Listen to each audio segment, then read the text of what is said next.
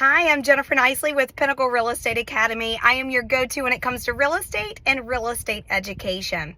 We are on part 2 of the NAR settlement from today, March 15th, 2024.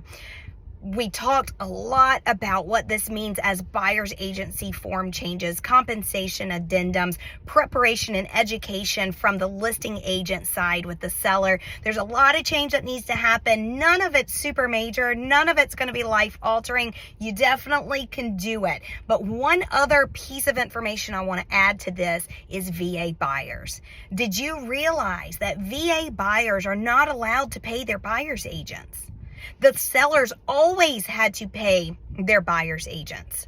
So what does this mean for VA buyers? It doesn't mean that they necessarily can never have a buyer's agency again. It just means the buyer's agency agreement is going to have that the buyer gets paid out of the transaction, which means the buyer's agent is going to have to communicate with the listing agent and the seller and negotiate that, if the seller isn't already willing to pay the buyer's agent's commission. That is going to be a part of the VA negotiations.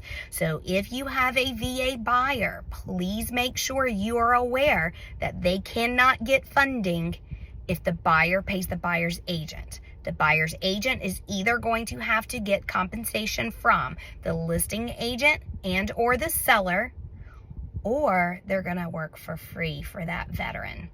So this is just for VA, not FHA, no other government backed, just VA. So you're going to have to handle this very particularly.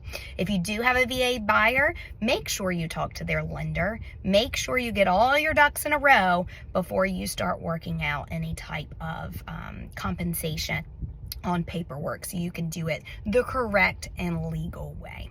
If you have any questions, as always, I'm here for them. Follow us at YouTube at Pinnacle Real Estate Academy.